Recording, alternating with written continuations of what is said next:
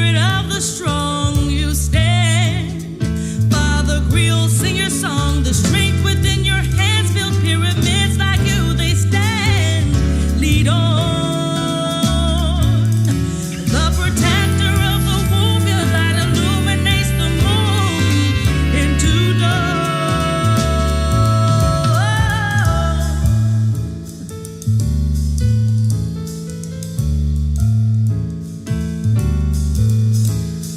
Ebony queen, Nubian goddess, woman phenomenally.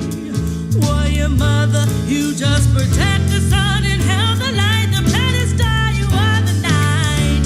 You rise. The planet's only sounding even when they knock you down. You rise. You see black is so beautiful.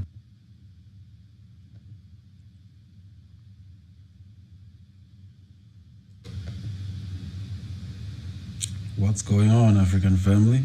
I hope I'm coming to you loud and clear. My name is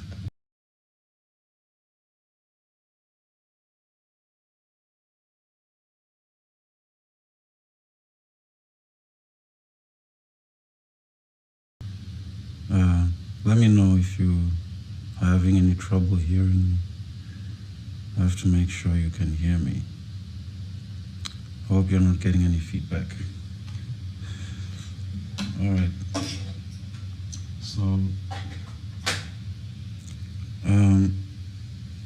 as you saw in the title of the video, today we are going to be exploring the work of the professor from UCLA, Robin D.G. Kelley.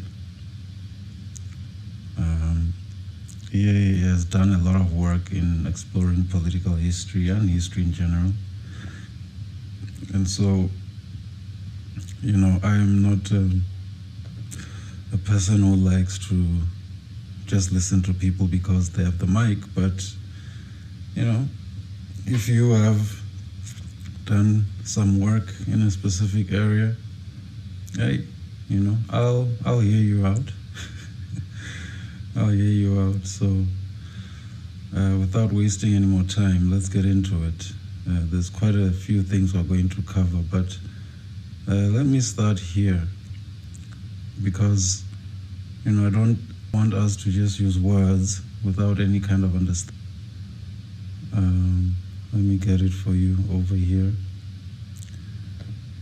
So you see this word was on the thumbnail. So fascism, what is it? Because this is a word that's been thrown around a lot. It speaks to a, you know, sort of political movement or form of government. But let's hear what the Merriam-Webster dictionary says about the word fascism for the purposes of our conversation today, so that when you hear this word used, because I will be sharing a bit of content that will speak to that. And also, forgive, I will not be able to check my chat. I am alone, but please feel free to, you know, share your comments in the comments section. Free to, you know, share your comments in the comments section, not necessarily in the chat, and we can engage from there. Not necessarily in the chat, and we can engage from there. But I felt it's important to talk about these things given the direction that the world is going in. So, fascism. Populist political philosophy, movement, or regime, such as that of the fascisti, that exalts nation and often race above individual. So it's very much race-based, that is associated with a centralized autocratic government headed by a dictatorial leader, and that is characterized by severe economic and social regimentation and by forcible suppression of opposition. You remember last time I spoke about how politics is evolving in America. And as I observe these things and I listen to the things that are being said in the political space, it very much reminds me of a dark period in history. And so I thought, let's explore this idea, you know. It also says here, at the core of fascism is loyalty to tribe, ethnicity, identity, religion, tradition, or in a word, nation. And, you know, this word nation takes me back to, you remember when I did an episode reacting to the conversation between two Republicans, Vivek Ramaswamy, an Indian American who is Hindu, and Ann Coulter, who represents, you know, the white nationalists of America, pretty much. You know, and she clearly defined for him that for you to be part of this club, the part of the core, you have to be part of the WASP. And I defined that for you, which is, you know, this is an acronym for white, Anglo-Saxon, Protestant, you know, and obviously Vivek does not fall in any of those categories. And so while his role in identifying with these ideology, you know, it doesn't necessarily make him part of the real core of this thing, no matter how much he may work to promote it. That was quite deep for me. But anyway, that is the definition. So keep this definition in mind as we go through what we are going through today. Let us begin, because also this conversation is about making those linkages between different right-wing formations across the world, you know, people who share this kind of ideology, you know. And, you know, me being South African, there is someone I've been keeping an eye on by the name of Rob Hersoff, white South African, who has some very interesting political views, I would say. So I just want you to take a listen to some of the things Rob Hersoff has said. And, you know, you can also let me know in the comments what you think about what good old Rob had to say. Controversial stuff. So let's take a listen.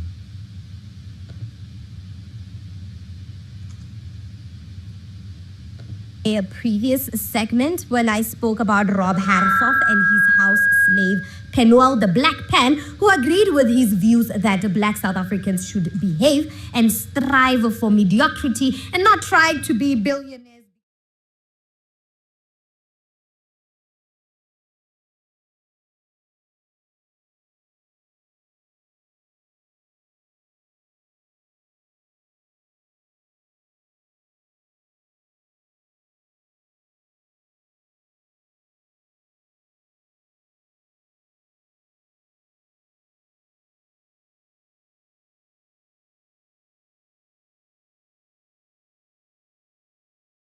Members. What I thought, and I posted this on Twitter as well, is what white people want in this country is they want black people to behave. Go to school and study hard. Go to church and be a good Christian. Be a good employee. Don't steal. Don't commit crime.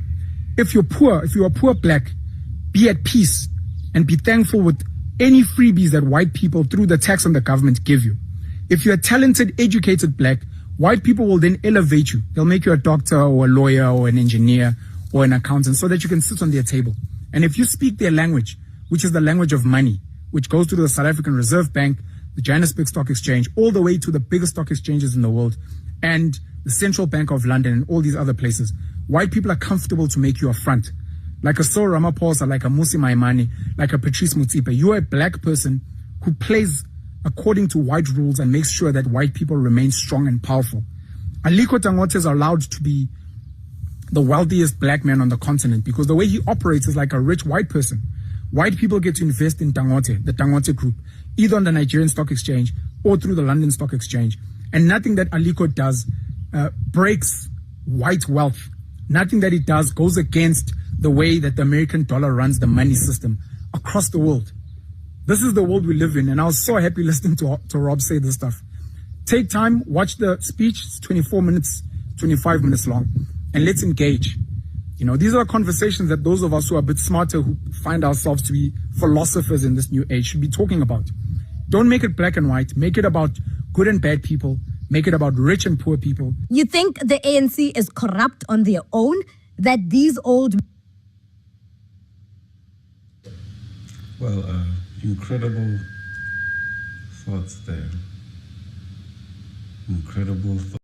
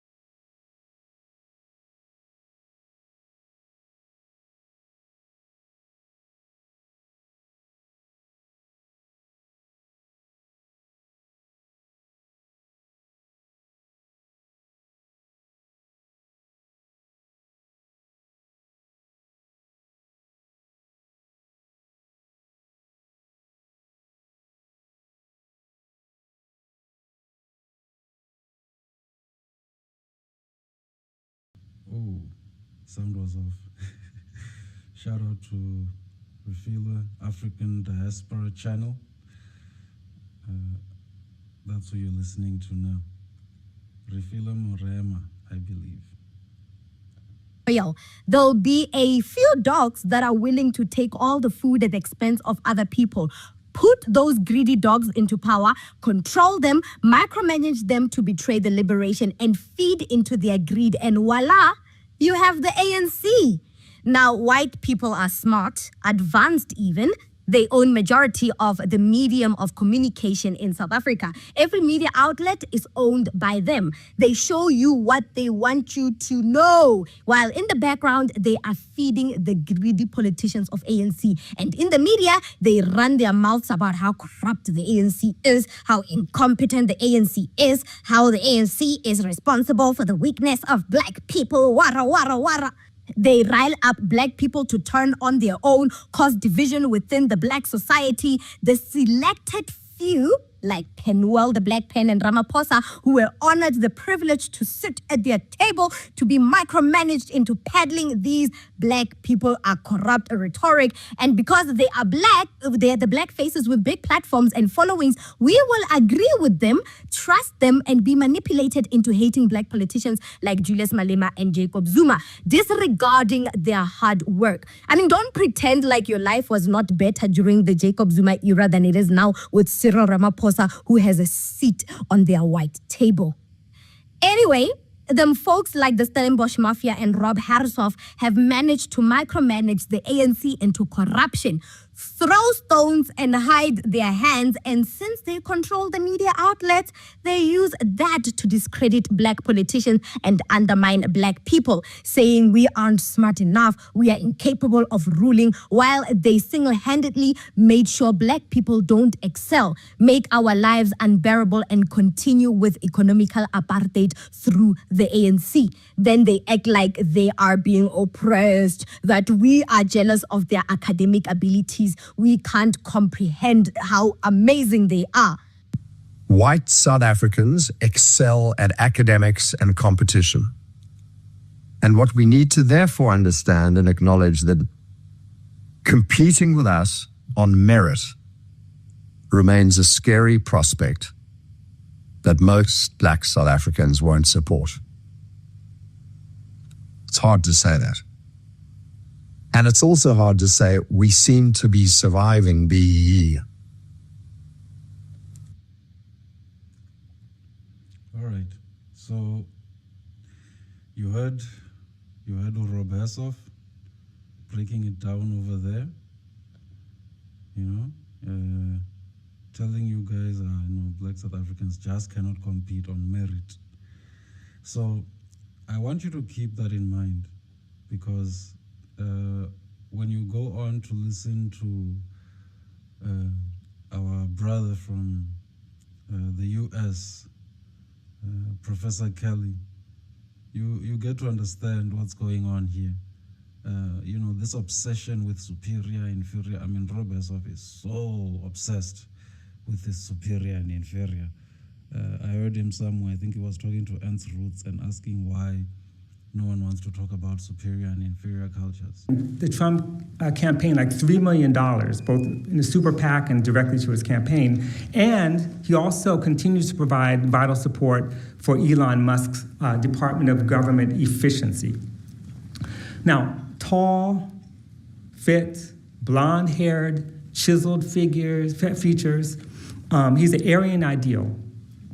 Daniel Penny was the perfect symbol for America's fascist turn under Trump and Project 2025's plan to dismantle much of the administrative state, curtail civil liberties, concentrate power in the executive branch, and redistribute wealth upwards.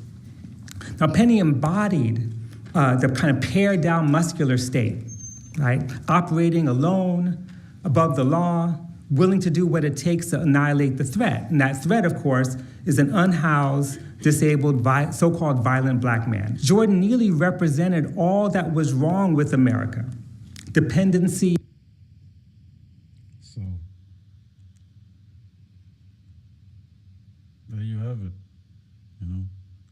Someone who perpetrated crimes against a poor person got vindicated. And this is not the first time, we've seen a number of cases and instances where, white nationalists go out and go crazy, get arrested. I mean, your January 6th, which is a big talking point in the US. Those people were all provided with, granted a presidential pardon, almost on day one, came out scot-free. And these were people who, have been referred to as insurrectionists by a lot of people because they stormed the Capitol, assaulted law enforcement officers, but they got vindicated. They got full pardon. They are free now. So you can see, and, merit-based again. Rob said, Rob Hersoff, you heard him say, Black South Africans cannot compete with us white South Africans on merit-based, on merit. Oh, it scares Black South Africans to compete on merit. It's make-believe. It's not an actual thing, but we do know that, right-wing propaganda is very good at creating these narratives and making them believable.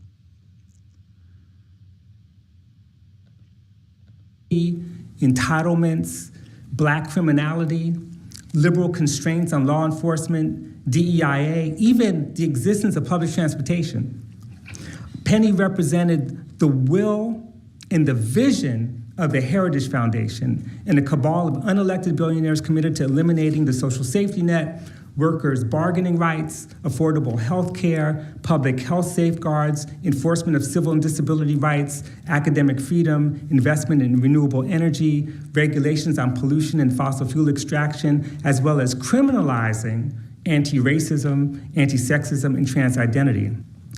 Rising white nationalism, racist violence, xenophobia, and the economic deterioration of the working class prepared the way for Trump's second term and the imminent reality we're facing right now.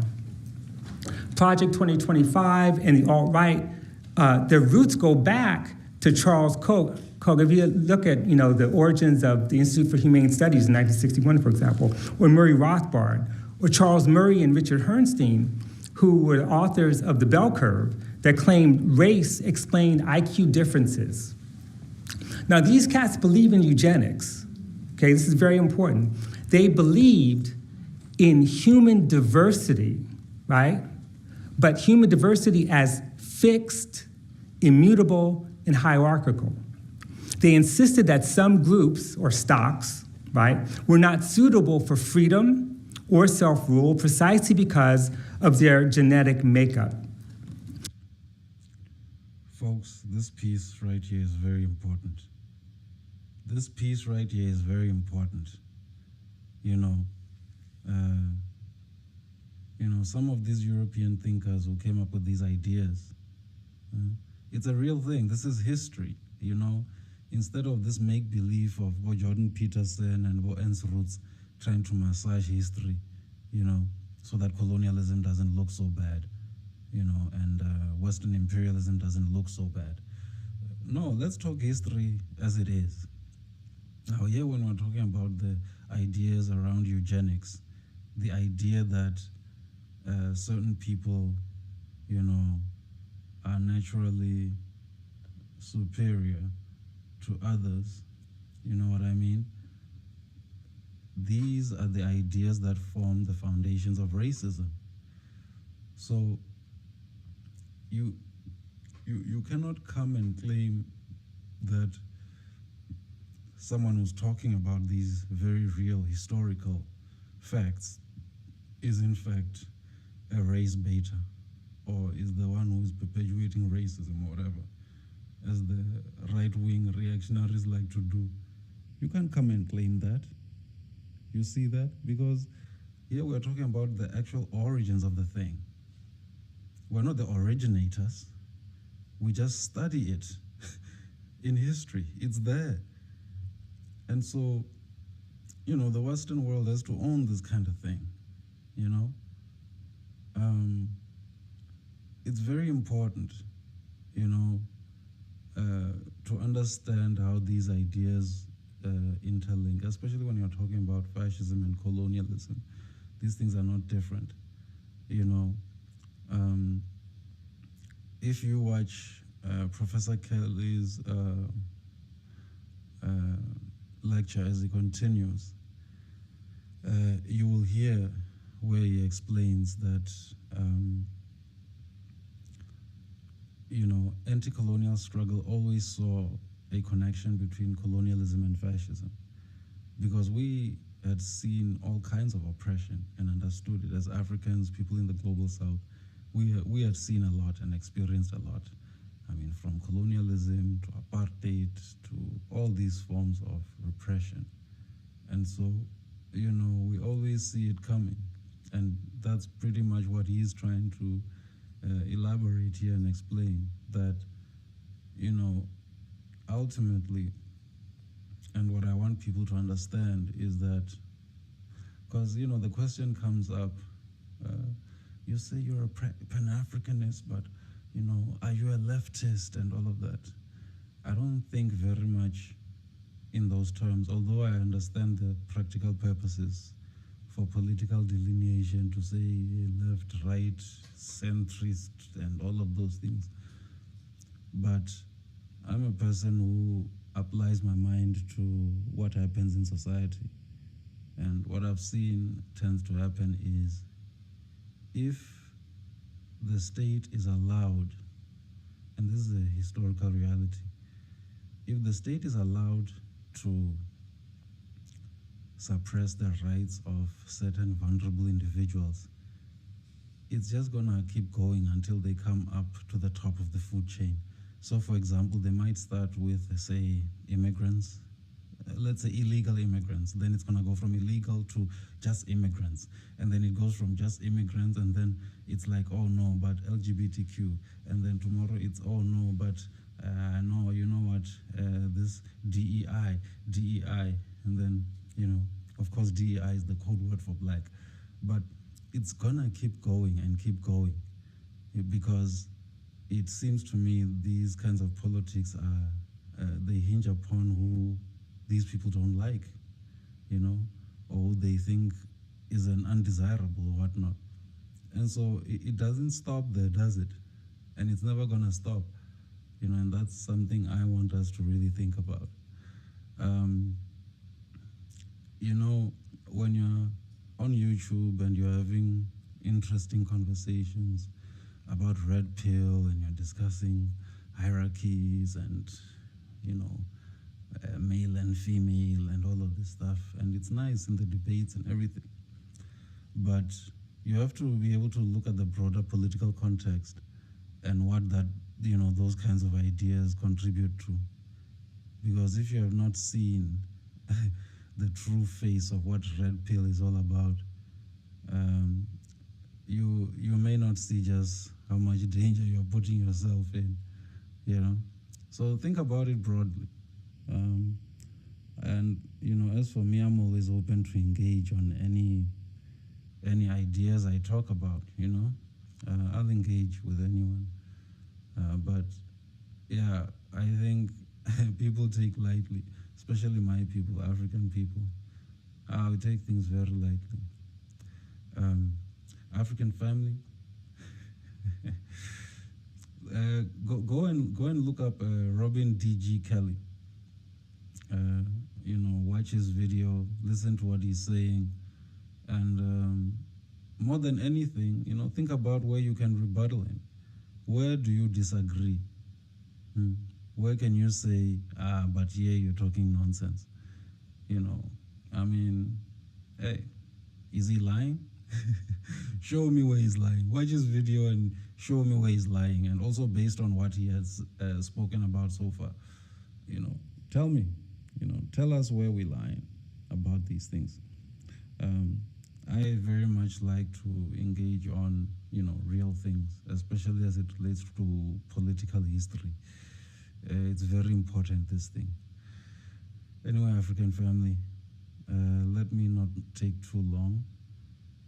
I will come back to engage more, say tomorrow, see if I have the energy for it. But yeah, I don't want to go on for too long. But thank you to all those who joined us. And shout out to all the subscribers. The channel has grown, and it's all thanks to your support. Keep liking, keep sharing this content, and let's keep engaging in the comment section. One love, African family.